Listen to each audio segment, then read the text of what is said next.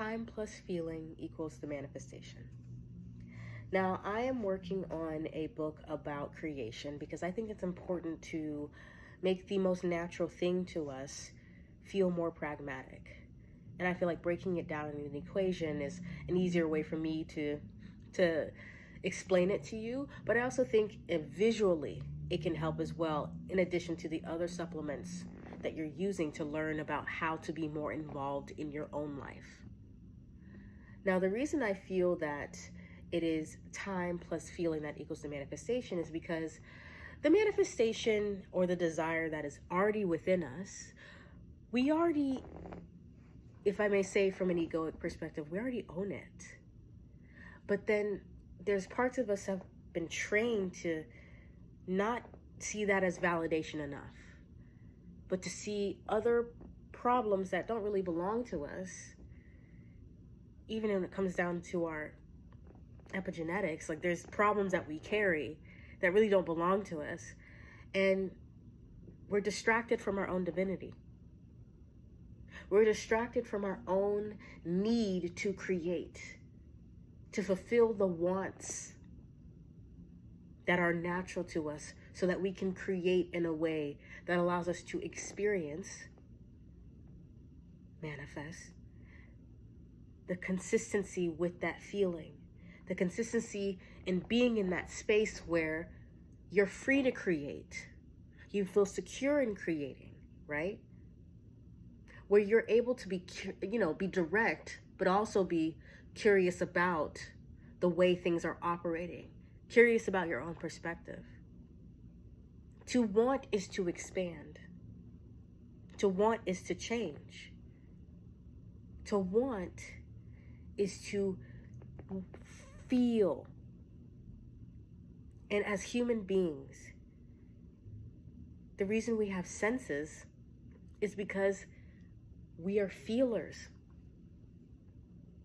That's why it's unnatural when we're taught to shut down our feelings. That's why we adopt the disorders and diseases, when we're taught to shut down the most natural part of our human bodily function, which is to feel. We are feelers. And if we spend more time feeling the way that we don't want to feel, that means that we have to be operating in a space, an environment that reinforces that feeling, because out here is a reflection of in here. So when you want something, you're acknowledging a difference, you're acknowledging contrast. But the trap is that we spend a lot of time feeling a certain way, and that affects us too. That affects our body, that affects our money, that affects our relationships. And we have to be willing to change that out there. But it's really hard to want to change that out there when we haven't seen the value in reorganizing what's going on in here. And really, what's happening here is like, this is no longer the priority. This brain center becomes the priority. This brain center. And you start leading from here. Think about the temperance card and the symbol of fire right here over the heart. Creation. That's what fire can represent, right? Let me just say this here. I know you need to create. You need to do it.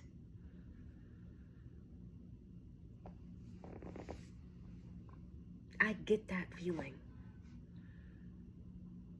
I understand wanting to just freely follow your inspiration. And I value that. That's why I live like that now. I'm not gatekeeping this. I like this life. And I promise you, it doesn't look all that different from last year, where I still didn't feel like this. But guess what? By next year, I'm going to feel even bigger than this, because that's the plan, because that's organic to the human experience. I feel like I'm here. And I know just being here, sharing my experiences, showing up for you, allowing you to spend more time with the feeling of being seen and validated, feeling comforted, being in a space where you're allowed to ask more questions. Why do you think my readings are so long?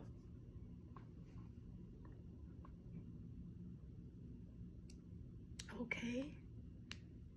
There's a lot to share. I'm a chatterbox. That's why I'm also like writing a book about this, okay? I got to get it out.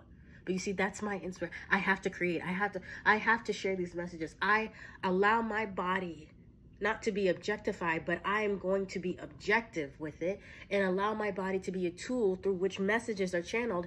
And this is the medium through which I feel I must share.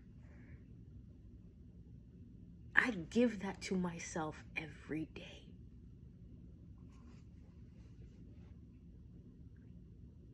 Because I saw that there was people who are out there doing that. If that's in my focus, that means I can choose that too. It took me years to get to this spot right here, but it was worth it. Lots of grieving, lots of loss, but it was worth it. Because what I had to learn how to do was spend more time with the feeling of being enough. Of being enough. Of feeling like a whole, independent person. And trying to figure that out. And it looked like whatever unfolded in my life and the choices I made at those times. You see how I also don't punish myself for living? Where I was at that vibration with everything in those environments, when you're in certain vibrations, reality seems like that's all it is until you see something else. That's why representation matters. Why do you think the number one tool to really decimate a society is erasure? Think about cars in the street today. I'm in the United States, so think about cars. They're not as colorful as they used to be. Consider why. And no, it's not a conspiracy theory. Just think about it. And think about the state of society. Think about how people interact with each other. Think about things. About the fears. About the individualism. And how it's manifested itself into trying not to be found at all.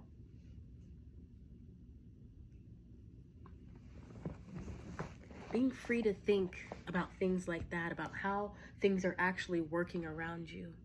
That's my intention. Because like I've said before in previous readings over the years, you're not stupid. Because I'm not stupid, so I'm not going to talk to you like you're stupid. But listen, in the right circumstances, if you're trying to really get there, I can really hurt your feelings. Okay? But I don't use my energy like that, and I don't expect to. Okay? But here's the thing. When I'm wrong, I'm wrong.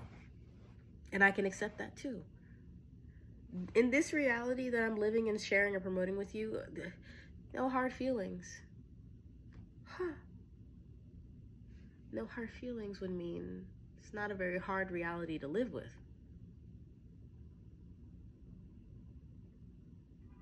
I know I'm making sense to you because you understand yourself. And I'm a reflection of your reality. You get how this works. This is about allowing yourself not to say that I'm dumb, I'm too stupid, it's not safe to see. Yes, it is. It's safe to see. If you say so. Show up for yourself.